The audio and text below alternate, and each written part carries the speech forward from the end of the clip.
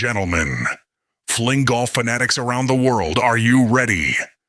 Welcome to the show that kicks in the door to the biggest World League fling golf season yet. This is WLF Unleashed with the Hardcore Harveys, the official podcast of the 2026 World Fling Golf League Pro Tour. We're diving headfirst into the 2026 season, from the 4 major tournament events that define champions, to the regional battles where legends are born, to international pride on the line in the Britain's Cup. You want the inside scoop on WLF? We've got player interviews, venue breakdowns, and exclusive updates straight from the WLF commissioner himself. But we don't stop there. Whether you're chasing a title or chasing your first perfect fling, we're bringing you tips, techniques, and proven practice strategies to level up your game. Every throw, every round, every time. This is more than a show.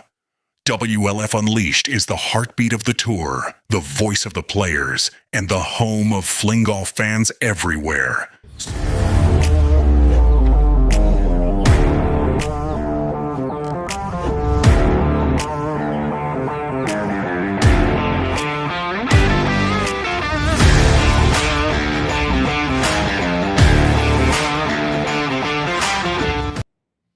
All right, guys, welcome to an unexpected episode of WLF Unleashed. I am your host, Hardcore Harvey, and we are here tonight to do a recap of the 2026 kickoff to the WLF season, the regional event down in Texas, the Texas Two-Step Open, and we've had an incredible day. We've been watching the leaderboard all day long, seeing what was happening down there. So we've got some of the players that are in contention for the Texas Two-Step Open championship. They're going to join us. So really looking forward to talking to them. But yeah, what a day down there. Looks like the weather was pretty good from the sounds of it the first half of the round. Then the wind might have kicked up later on in the day. But some unbelievable scoring for the first event of the year. I mean, the Hoot Man came out and went birdie, birdie, birdie on the first 3 holes and just lit it up and jumped to the top of the leaderboard. And then at some point then, out of nowhere, the unknown amateur, the Texas gunslinger, Todd Naff, came out of nowhere and claimed the first round lead from the Hoot Man. So we're going to get to talk to him as well. And then we've got WLF Pro also. Jake Island Hopper is going to join us also. He's currently in the 3rd place position. And then we're going to get the special opportunity to talk to a couple ladies that are competing in the women's division. We're going to get to talk to Mamacita herself. She's currently, I believe, leading after round 1. And also the unknown, the Hoot Man's wife, Joy Hooter, out of nowhere, actually had the lead for most of the first round. And then had a little hiccup towards the end, sitting in 2nd place right now in the women's division. So we have a lot of cool stuff to talk about. So we're going to jump into this. And the first thing we're going to do is we're going to bring on the Hoot Man himself, that he can help talk us through the first round. And so let's everybody welcome the one, the only, the Hoot Man. Oh, hold on, Hoot Man. I got to unmute you. My fault. What's up, Jeff? Here we go, Hoot Man. All How's it going? Should we call you Tiger Woods? No, don't call me that. I mean, good night, dude. Like, I was just jumping on for fun at the beginning of the round this morning just to kind of see if the scores had even, like, started posting yet. And bam, 3 under. Yeah, real hot start. Daggone, man. You came out of the gates like, would you just have like a hole in one? No hole in one. Just some birdies. I felt like Rory, where he went, was it the Masters? He goes 3, 3, 3, 3. So no, you get lucky on the first one and chip in, and then you go, all right, well maybe I can do something. And, it helps though if you put it right next to the hole. That certainly makes it easier. I mean, yeah, if you can limit your putts over 6 feet, that's That's huge. Yeah, it was good. It was a good day. A lot of fun All out right. there. All right. So you came out to a super hot start. So let's back up a little bit. I'm way ahead of myself because I was so excited to see you get out to a hot start. I'm not going to lie. I actually refreshed Golf Genius a couple of times to make sure it wasn't a glitch, but it kept saying I you were. appreciate the faith you have in me. Well, the time was like I didn't know whether you guys had even actually started yet. Like, so I was kind of Hmm. like not sure. But anyway, so you came out to a super hot start. So tell us about the venue a little bit leading up to this morning. What happened yesterday? A little bit backtrack for us, and then we will catch up with you coming out of the shoot 3 under. Well, I'm sitting out here. It's sitting out here behind me. I'm here at the clubhouse, and basically you've got no trees and lots of water. So whatever wind is there, you feel it, and you also have higher humidity, which seems to impact the ball a little bit more with regard to left or right, whichever way the wind's pushing. Yeah, So it seems to really impact that a little bit more, and maybe the folks up in Delaware are used to that. But the 100% humidity down here, that's like swimming. So I guess that's probably what it is. You're actually throwing underwater. nice. So And yes, no, the course is great, man. They've got 36 holes out here, plus a par 3 that's lit up, and a large driving range. This place is packed. I mean, they've got a lot of people playing. yeah, you guys were showing me behind you with your camera there. I mean, that place is unbelievable. Yeah, it's really nice, and you can tell like this is a place that everybody goes down here in Corpus.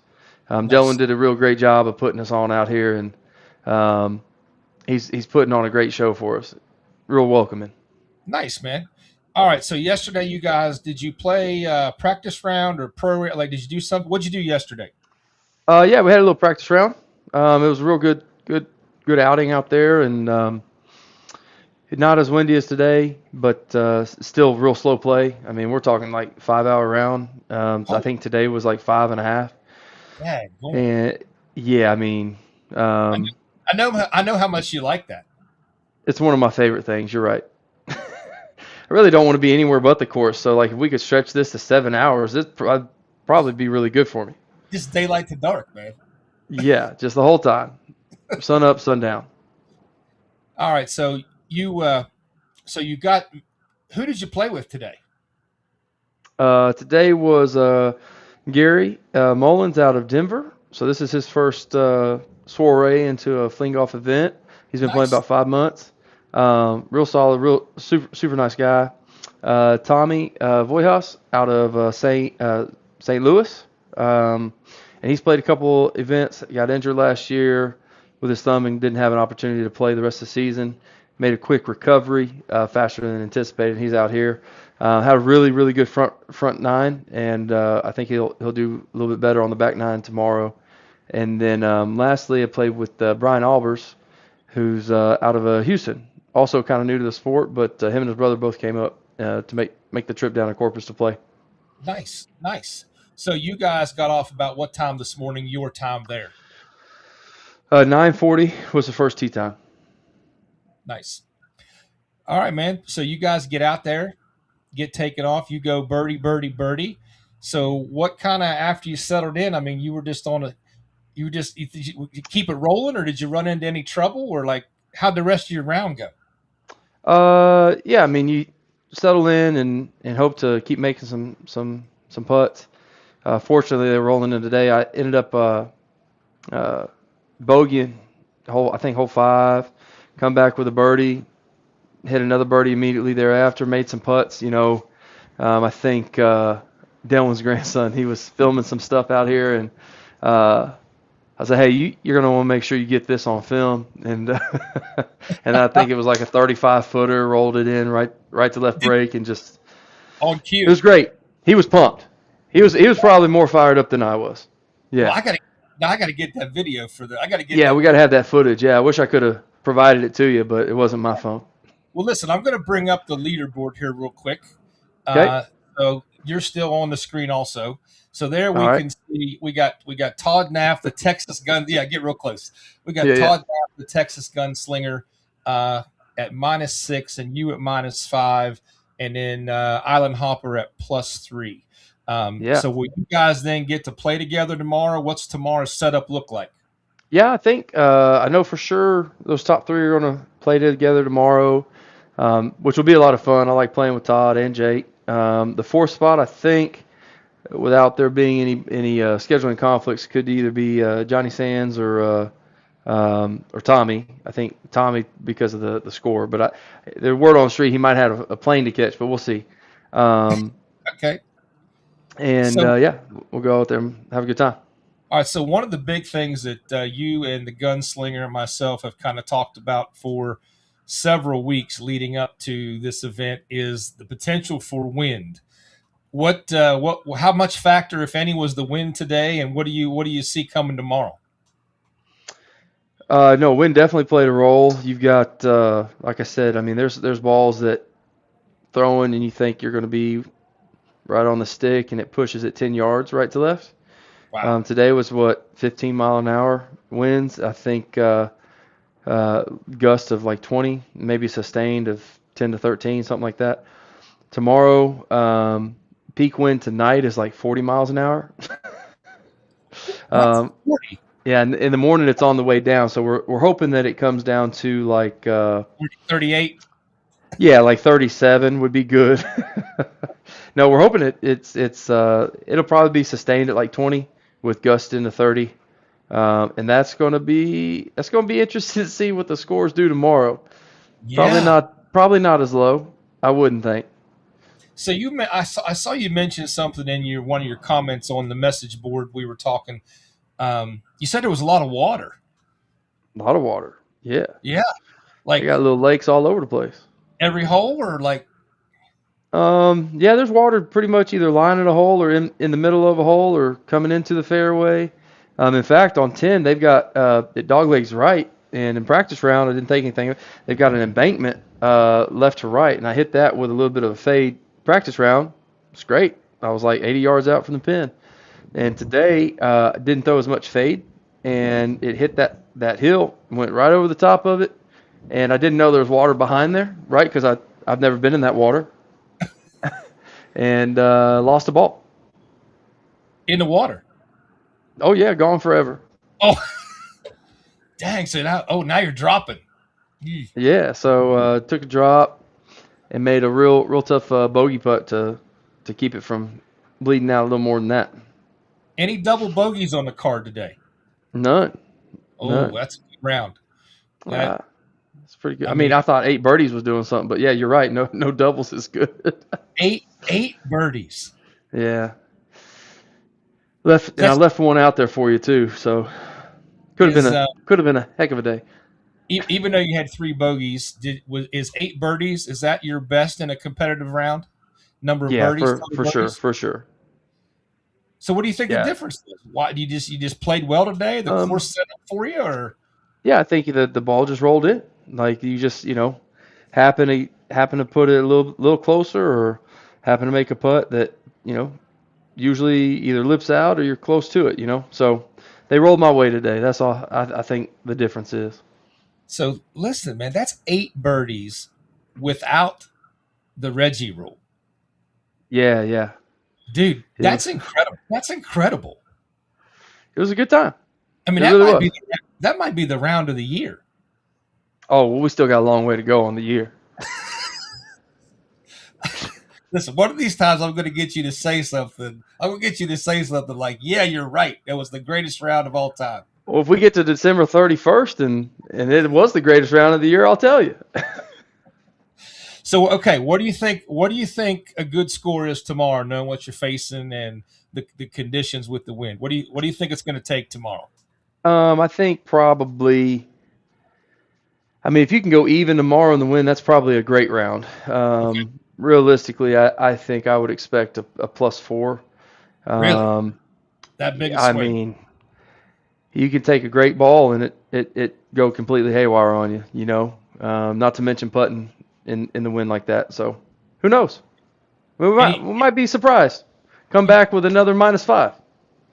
Dude, that would be. Then maybe you would say, hey, this was pretty good. It's pretty good back. That would be a pretty good back-to-back day. No doubt. All right, man. Well, listen, good luck tomorrow. And, I appreciate it. you're one off of the gunslinger. Yeah. Let me get. But so, I'll get signed out and get him signed in. that sounds good. That sounds good. Let's do that. Let's do that right now if you don't care. All And right. we'll good luck tomorrow. We'll be following along. Sounds good, man. Thanks for having me on. We'll talk Take soon. care. Thanks, man. All right, bye. All right, guys. So that was the Hoot Man, Jacob Hooter, and had a great round today. 8 birdies. I mean, that's not even any Reggies. Like that's just I can't tell you how difficult that is. That's a great round. That's a great round with Reggies, let alone without any Reggies. Now, again, of course, he had the bogeys on there, so he finished -5 total. But great round, but not the best round of the day. So we are going to now bring on and get the opportunity to talk to the man of the hour, the unknown gun, the man that everybody's going to get to know, the one, the only, the Texas gunslinger, Mr. Todd Naff. What's up, sir? What's cooking, man? Man, out of nowhere, the unknown soldier comes to the battlefield and just shows everybody what's up day one with a -6 leading away by 1. It happens. Things happen. All right, so I mean, obviously we all want to play with confidence, but did you think coming out today you were looking at a 6 under round? Probably not.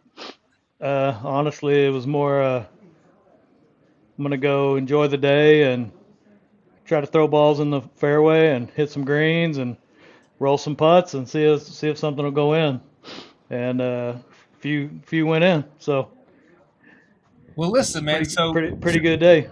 You're kind of the new face and the new name to Fling Golf right now. We got the pleasure of playing with you at the Hooter Invitational. First time I got to see you in person. I've talked to you a lot online on the phone, but incredible player.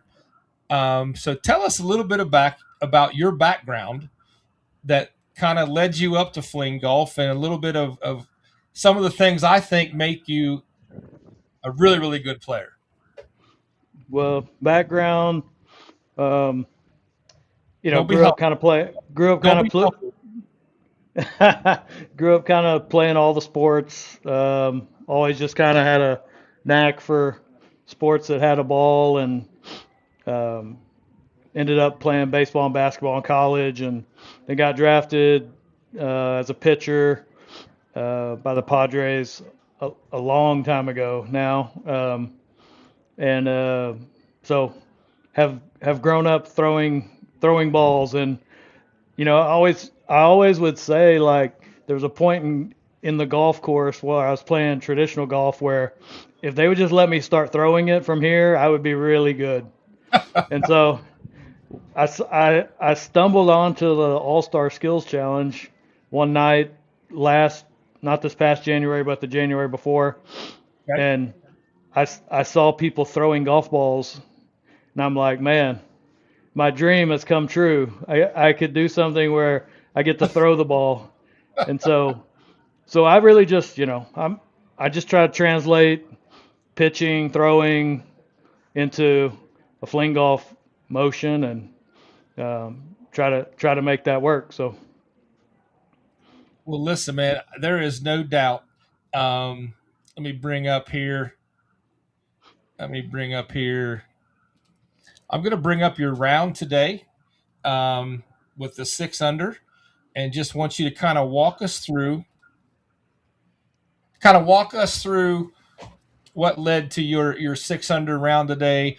We talked about the Hoot Man got off to a scorching start, birdie, birdie, birdie, but you yeah, didn't get to play. You didn't get to play with Hoot Man today, did you? I did not. Dell kind of spread some of us that he felt like maybe we're going to score better with some other folks who hadn't played as long or whatever, so I got they you. could kind of see what we do on the course and how we do it and all that, which I thought was a cool idea to play out during the round. But yeah, tomorrow we'll get to ride around together and enjoy the 25-mile-an-hour winds together. Yeah. So tell us how your round went. You started off. How'd you start off? Where did you kind of pick up momentum?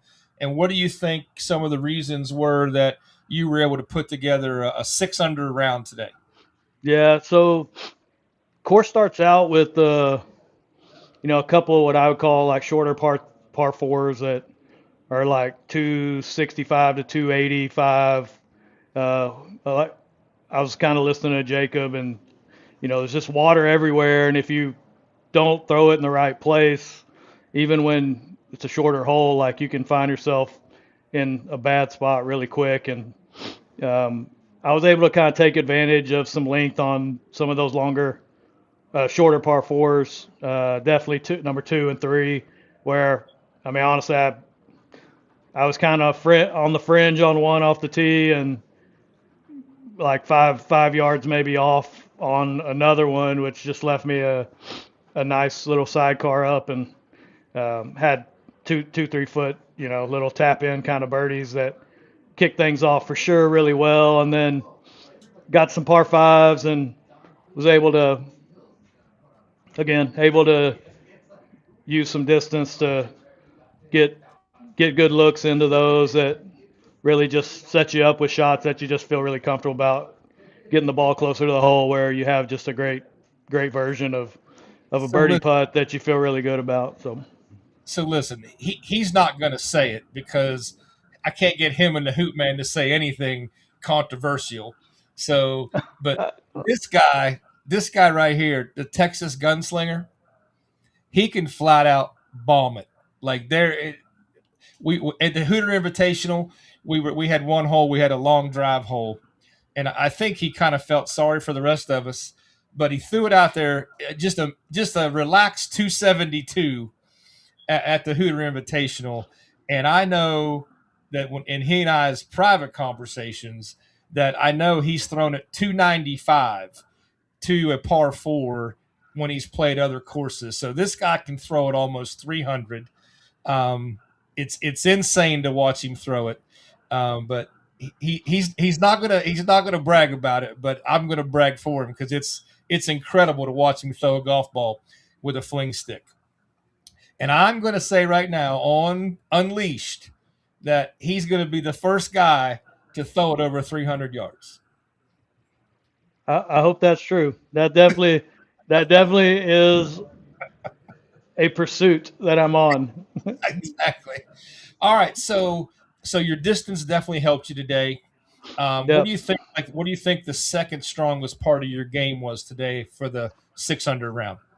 Yeah, usually I'm better from 100 than 70, and I had a couple 70 to 90s today that I also threw into, not didn't throw them stiff, but threw them in like a 8 to 10 foot range that gave me a really good look at a putt, and was able to roll a couple in of those as well, and so that helped keep things going.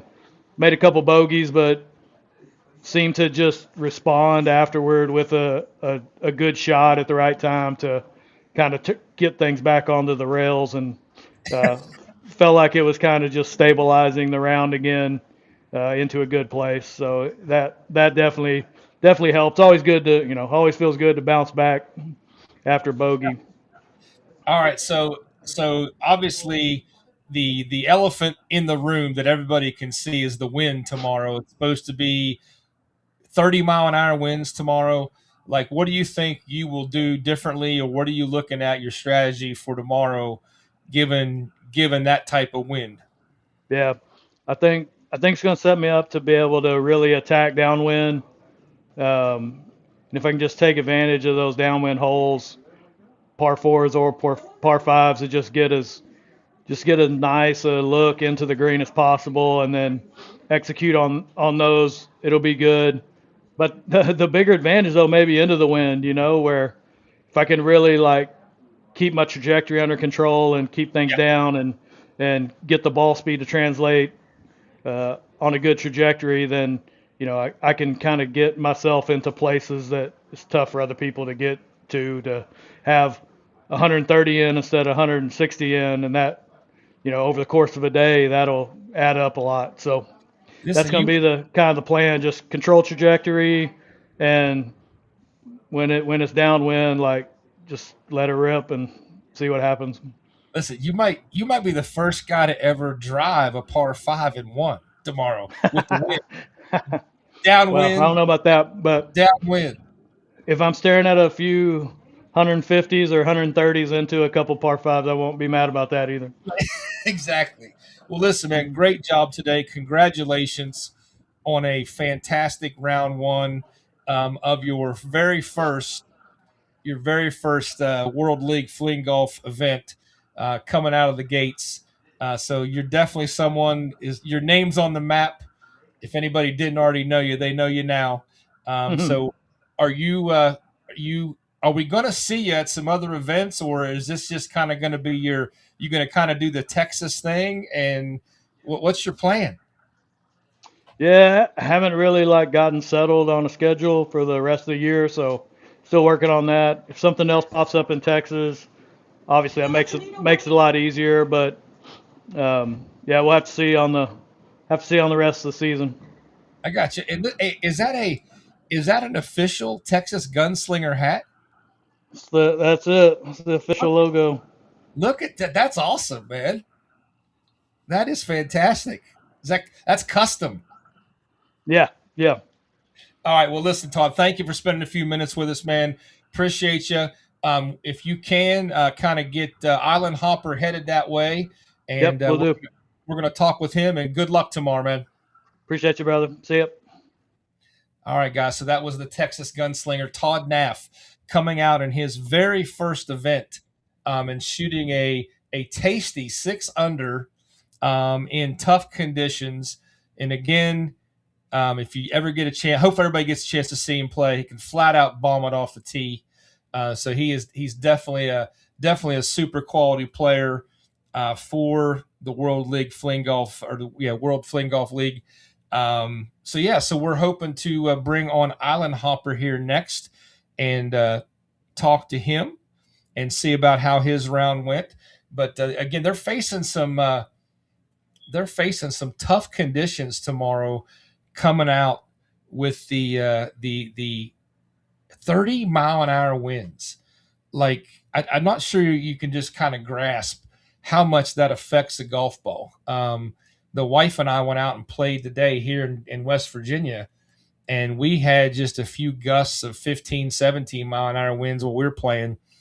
And there was a couple par 3s where I threw the ball extra high just for it would stop on the green, and we both could just see it blowing across the right side of the green, clear off to the left side of the green. So the wind's going to play a huge factor in tomorrow's round, I think. So I'd be anxious to see whether we can maintain the under par rounds tomorrow that we saw today. I know in the Masters division also for the championship today, they had. Let me grab it real quick here. We can take a look at their scores. Yeah, let me bring that up. Bear with me here. And there we go. All right. So here in the Masters division, we've got French Scott, and we've also got the tournament director, Delwyn O'Kelly, tied at the top of the Masters leaderboard at +7.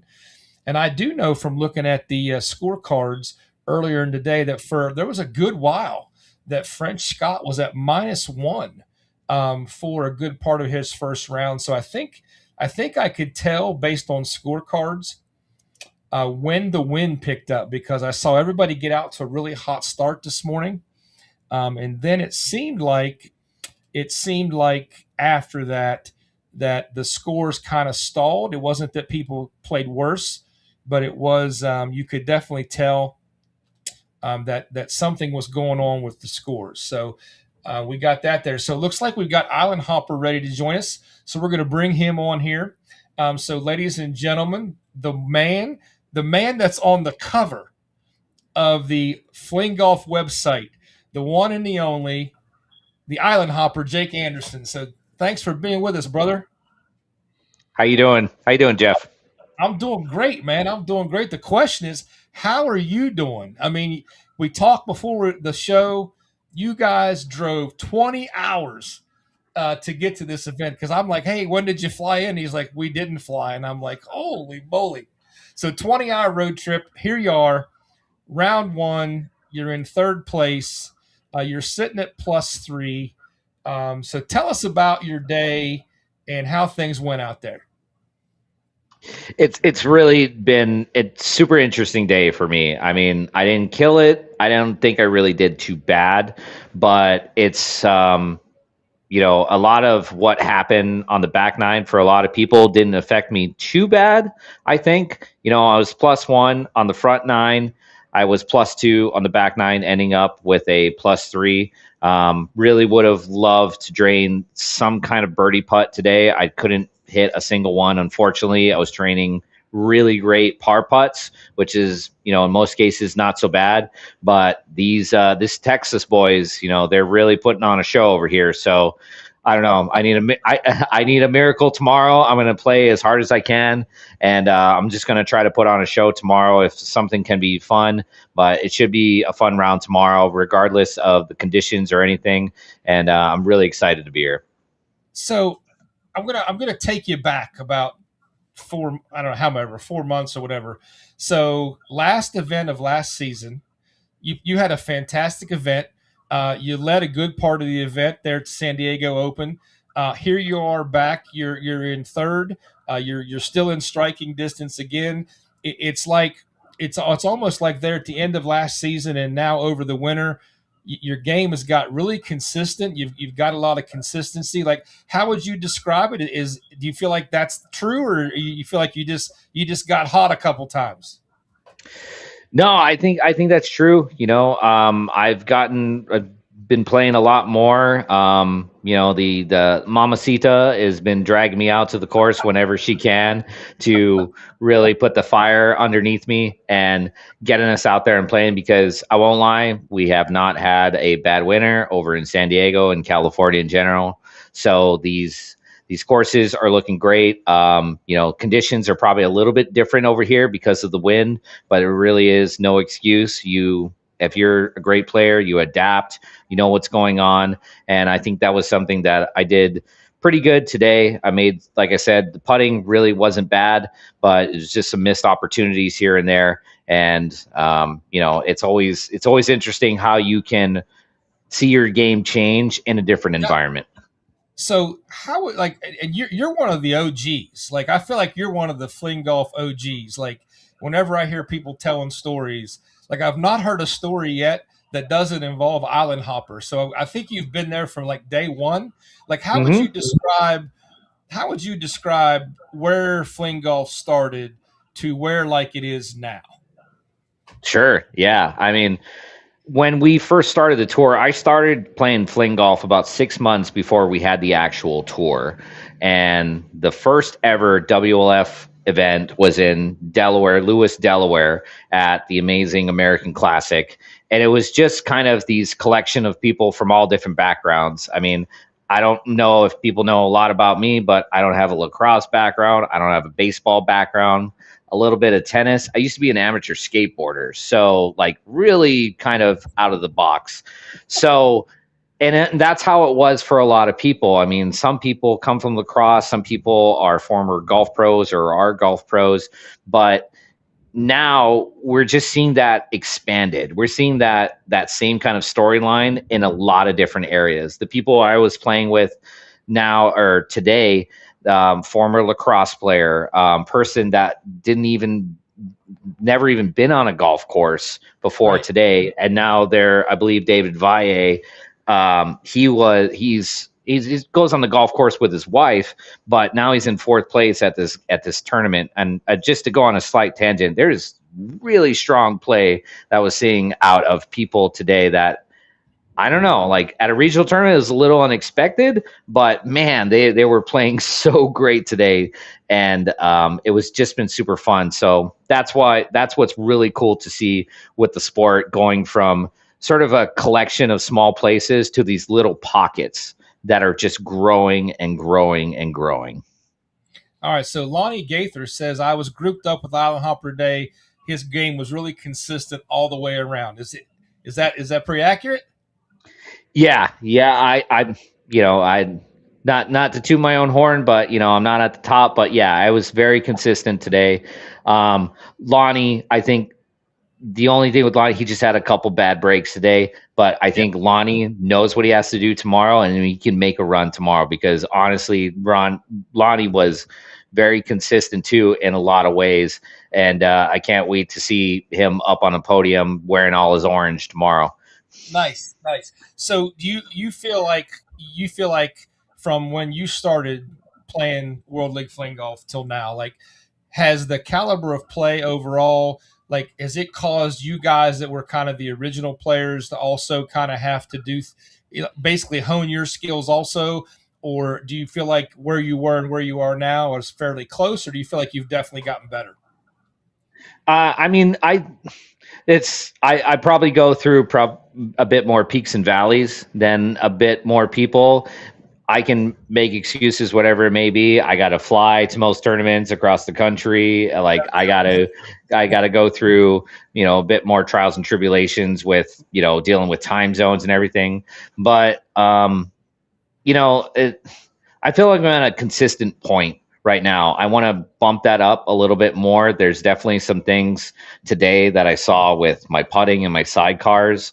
A lot of my approach shots, even with all this wind we've been having, were I feel like fairly decent, but I need to be more in control with my putts and the different putting conditions that we have. I would say that the putting greens over here are a little irregular. We'll just say that.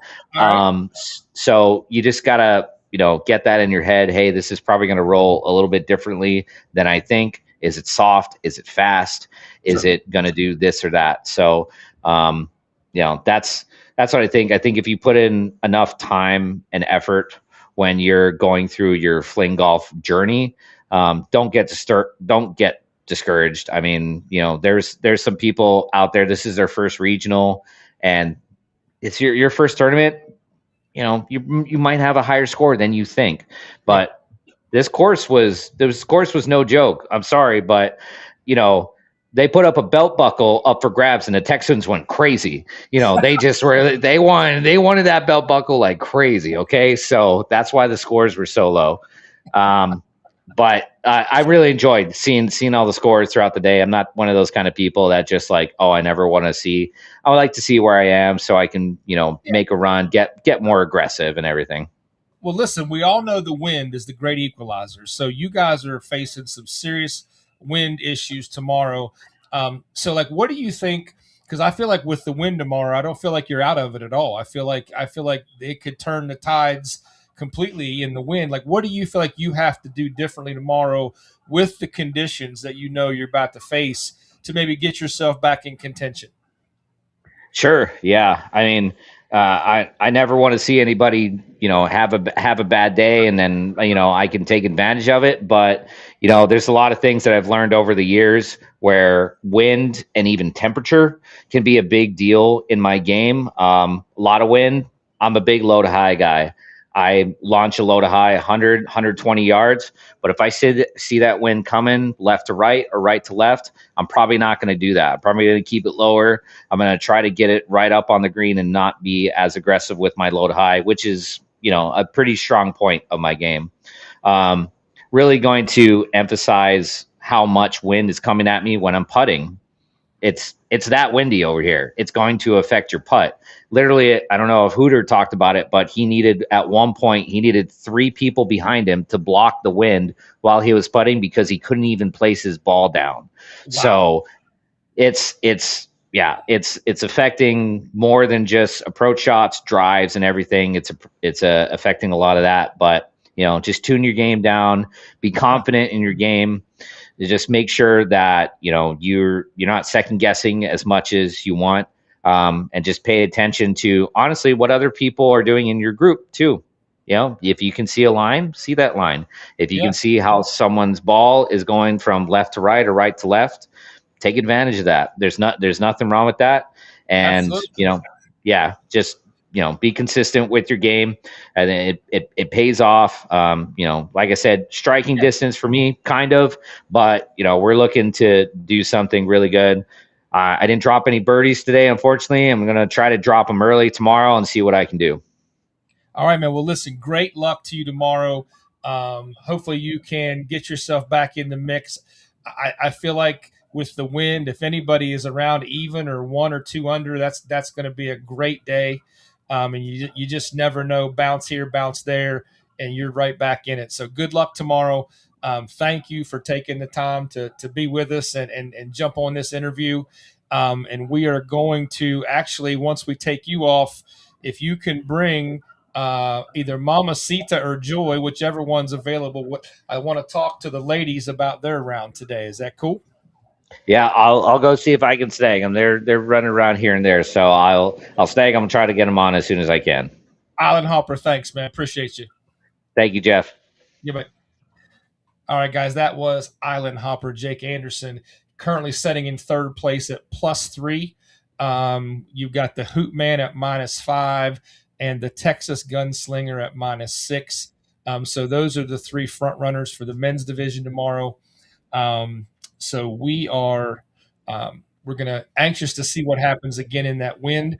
But we also have a dogfight in the women's division. We've got the mainstay, the legend of the women's fling golf community, Mamacita, is currently, I believe, in setting in first place. And then we've got another newcomer, Joy Hooter, happens to be the wife of the Hoot Man, and she is sitting in second place, nipping at Mamacita's heels. So we have a real dogfight in the women's division for tomorrow. So we're going to hopefully get them on here and chat with them about their day today and what's coming up tomorrow. So we're getting them on here right now. Hopefully soon. I see somebody. Who we got? All right, looks like we're going to have Joy. We're going to have Joy Hooter. So here, we're getting ready to bring her on. Are you ready? All right, ladies and gentlemen, let's welcome Joy Hooter to the show. Yeah. It's her first appearance on WLF Unleashed. But if she keeps playing the way she played today, it's not going to be her last appearance on WLF Unleashed. And I know that as my wife and I were out playing today, we're glued to the leaderboard when we realized that you and Rosie were in a battle. So we kept checking about every hole we played. We checked Golf Genius to see where you guys were. So Joy, congratulations on a great day one. Thanks. So just tell us about your round. Okay. Well, first of all, I'm just here so I don't get fined. Just kidding. It's honestly the practice round yesterday and the round today is probably the best round I've ever had. I've been playing more and more, and it's certainly showing, which is good. I felt more confident. It was tough, honestly. And Rosie and I were neck and neck almost every time, and then she'd have a good hole, and then I'd have a good hole, and we just would kind of go back and forth. But it was a lot of fun. So, as a new women's player, because obviously you've played a couple rounds with me and my wife also. So, what do you feel like for a new women's player? What are some of the things you feel like have been the biggest things for you to overcome or get better at to be able to get to where you're competitive? Sure. So I think the biggest thing that's helped me is not trying to shoot for par. I know that sounds really dumb, but this is actually something Jacob taught me to do. He's like, hey, if you can shoot for bogey golf, then when you get a par, it feels like a birdie. And I think that sort of just helped my mindset. And today and yesterday I actually made actual birdies, so not what we're coining joy birdies, but I think it's just taking the mental part away. Like I'm not having to worry about getting it in the cup in a certain amount of time because I always get an extra in theory. Right. And then I end up putting it in when I need to. So that's been the biggest thing for me. We've have a couple of things we've been saying the last couple of days. strategy over ego. So like make sure you put it where you need to put it instead of trying to get it over the water when you really don't have the strength to do it or whatever. Just being more strategic about where we're placing things. That's been helpful as well. Is that hard for you? Because I know I've got someone sitting in the other room that wants to seem like I can make it. Is that hard for you? Yes, in it, yeah, I would say I went for it yesterday, and let's just say I didn't go for it today, and it paid off. So, I got you. So we kind of approach it very similar because, like, for her, if it's a par 72, the reality is I want her to shoot 90. Like I just want her to be bogey golf every hole, 18 over, and then anything better than that is a bonus. Right. Agreed. All right. So what did you struggle with today? Did you have some struggles in any particular area, or? I think you know that I did. That's not what I meant. Overall. No. So I think it was when I get tired. Period. That's when I start to get a little sloppy. I probably need to eat more consistently. I had a couple of really excellent holes that I was very pleased with, and then I had a few. I mean, I think we all do, that just kind of gave me deja vu of when I first started. It's just getting tired. But the one thing I struggled the most with today was angles and hills. So on hole 17, that was probably my worst hole of the day, and I came out too far right, and then I had to chip it up, and it was downhill, and then it was back and forth. I just kept putting right past the cup. So I would line it up and thinking it was going to break, and then it wouldn't. And then I would think, oh, it's going to go straight, and then it would break. And so I just had a really hard time reading that particular green for whatever reason. It was a hard placement. So it's funny you say that because my wife and I were actually at dinner, and we were looking at Golf Genius, and I said, I really think, if I'm guessing, I think Joey got tired because I looked at 15, 16, 17, and 18 on your scorecard, and it was like bogey, a lot of bogeys, and then, but yeah, it's I like it because that's kind of what you just said, and like I think that you can kind of look and see that lines up with your actual scorecard that you were getting tired. And if you can eliminate the double bogeys, then you're going to have an amazing round. Yeah. I went into it today saying no triples, and I didn't get any triples, just one quadruple. I didn't bring it up. I didn't bring it up. No, it's okay. It's all I've been thinking about since we ended. But I'm going to be a goldfish, and it's a new day tomorrow. So, ladies and gentlemen, when she says quadruple, that means she got a 9. All right. So speaking of tomorrow, are you one back? Is Golf Genius correct, or is it how? What? No, I'm 5 back of Rosie. It got put in wrong on Golf Genius. So, so you're 5 back. A lot of wind tomorrow. Like a lot of wind. What do you feel like you have to do differently tomorrow? Sorry, I didn't mean to cut you off. I'm gonna need to read the wind, I think. So when it's at my back, use it to my advantage, and when it's coming at me, I need to make sure that I don't that I give it juice. Is what I'm trying to say. So reading the wind. So all right. Well, listen. Good luck tomorrow. Thank you for jumping on. Thank you for jumping on here. So also want to ask you one more question.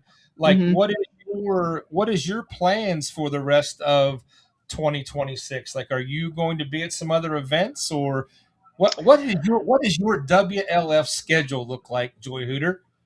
My current next stop is Cape and Springs. That's the only one set in stone. I have a really great doubles partner lined up, and her name is Taylor Harvey. We're working on her being really good. She is really good. Just refining. That's currently the only one on the docket for me at the moment. I hope to be able to go to more, but it's just kind of tricky to get away. Yeah. So a little backstory, folks, real quick. I'm going to go off on a tangent just for a second. But the reason that Joy, do you have a fling golf nickname, by the way? Not really. No, we kind of go back and forth. I'm working on it. I'll get something set in stone, right? I've gotten, Hooters girl, Hoop girl. Ooh, Hooters I don't girl. know. We'll see. That's awesome. All right. So anyway, I digress. So the backstory is, the Hoop Man and I played with our wives at the doubles event in Virginia, and when we left that event, I think our wives got together and said, "We will never play with our husbands again." So my wife's in there screaming facts. So then what came up was the Hoop Man and I decided, okay, we'll play together at the doubles championship, and you two can play together because the Hoop Man and I are both pretty competitive, and that kind of maybe trickled over into our lack of encouragement for our wives in Virginia. But look, you're making a face. What does that mean? No comment? All right. So you and the wife are going to play together, and me and the Hoop Man are going to play together. But tomorrow you got your work cut out for you. You got to dig your way back. So good luck tomorrow. Thank you. We will be watching. Get your nickname together so we know what to put on next time you're on here. Okay, and, I'll figure it out. With all else, have fun tomorrow, and good luck. And if you can help me get Rosie lined up to come on next, please. Okay. Thanks, dear. See ya. See ya. Bye. All right, guys. That was Joy Hooter, sitting in second place in the women's division, currently 5 back of Rosie Mamacita. So we're going to get her on here next and chat with her about her leading the way here in the women's division at the Texas Two-Step Open, and looking forward to hear about her round. She also, much like Island Hopper, at the last event of last year at the San Diego Open, she led that event most of the way, played fantastic, ended up losing in a playoff to Cup of Tea. But again, her game is right there at the top of the women's division, and she is going to be a force to be reckoned with in 2026 as well. So if she is ready, can't tell if she's ready or not, but we will get ready and bring her on here. Yeah, no. All right. We got her?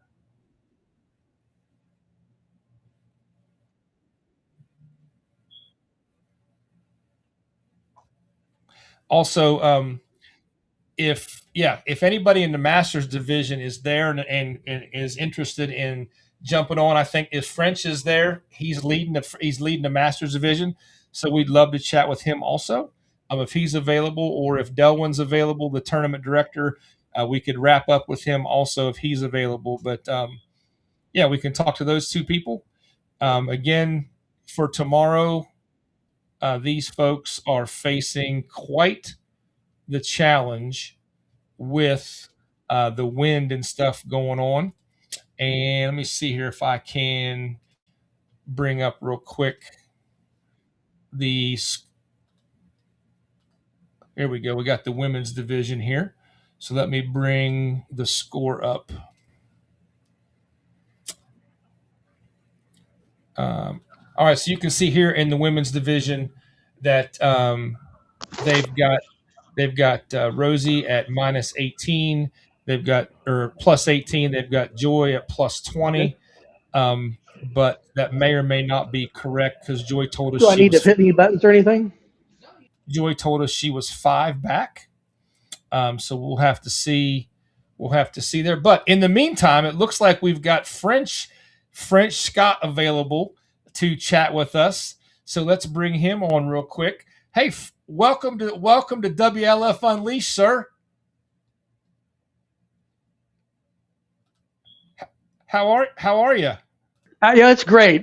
We got to fly down from Tulsa to this great Texas weather. Delwyn's put on a great tournament, and we're having a good day today, and the best part about Fling Golf is the Fling Golf community, and it's an honor to be on your show. Well, I appreciate that very much. We're trying. We're hoping to keep getting better and better, just like everybody else. But so listen, man, like I've told everybody, we watched the leaderboard all day, and there was a good part of the day. You were 1 under par today. Yeah, thank you. Yeah, it was a good day. I think I got a little tired at the end, and I think last 2 holes I gave Dylan a big opening, and now we're tied for a great final day. Yeah, so tell us a little bit about on the first half, the first 9. It looked to me like you got out there. You had a couple pars, then you got a birdie, and then you kind of stayed 1 under through most of the rest of the front 9. Is that correct?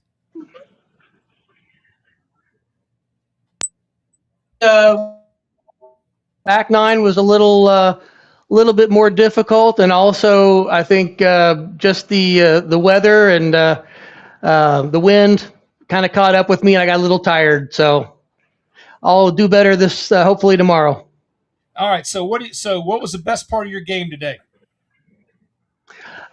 Honestly, it was playing with the others. I've always enjoyed meeting the other Fling golfers, the pros, just hearing their stories, how they got into the sport.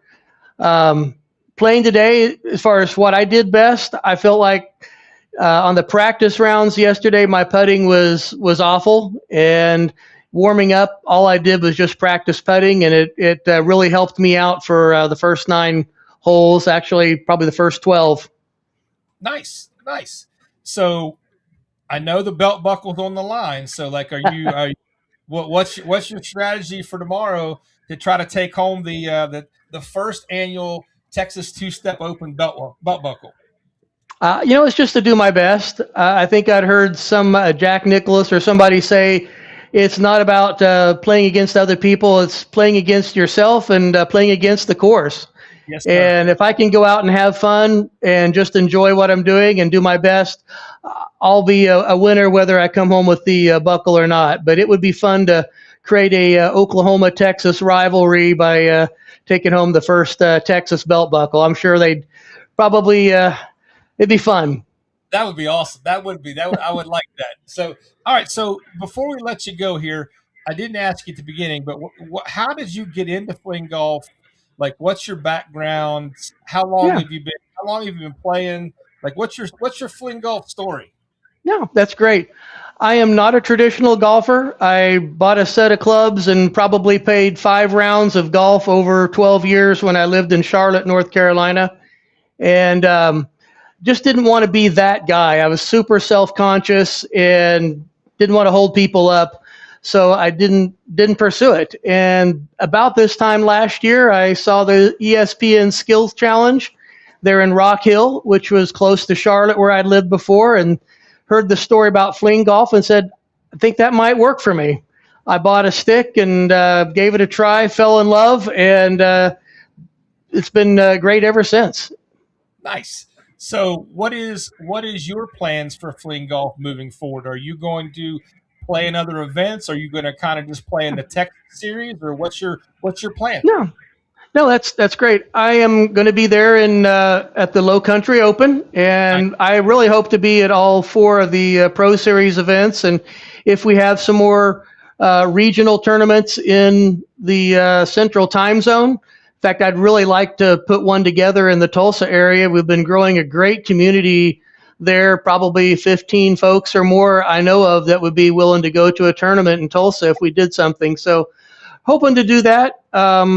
That's my goal for this year.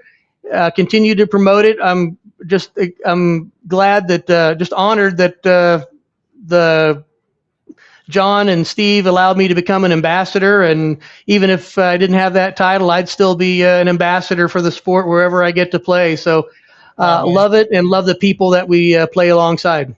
No, you're doing a great job, and we appreciate everything you're doing to help promote Fling golf. But I got to tell you now, if you fool around and win tomorrow, you're gonna have a target. You're gonna have a target on your back in the Low Country Open.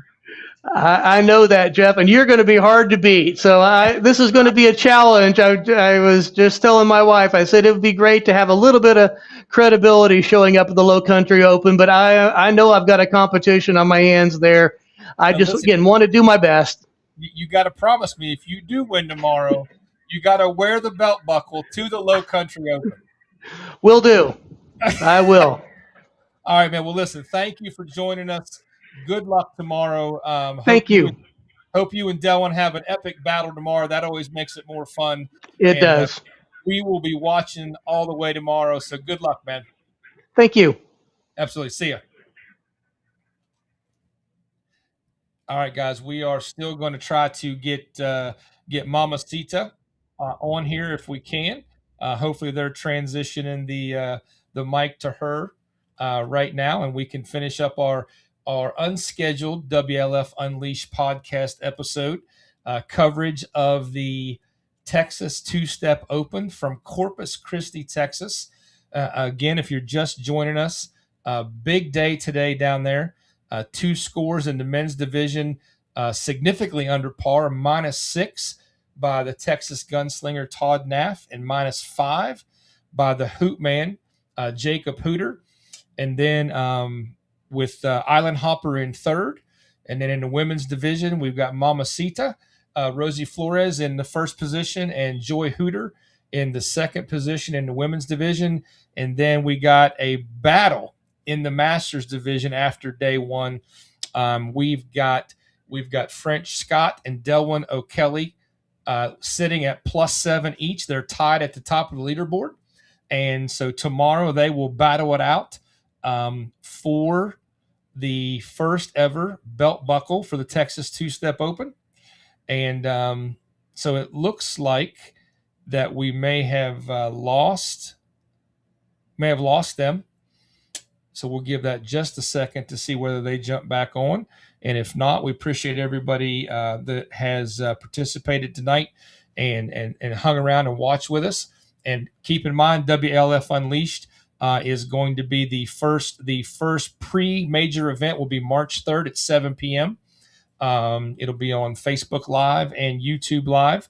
And we are obviously continuing to try to add other live options like Instagram Live and TikTok Live as we get this more and more figured out. And then we will have another episode of Unleashed after the major, the Low Country Open. So yeah, that's what's coming up. So guys, it looks like they have signed off, and we are not going to get the opportunity to talk to Rosie. So good luck tomorrow to those ladies that are battling out, and everybody else at the Low Country Open. And guys, thanks for tuning in. And as always, hardcore out.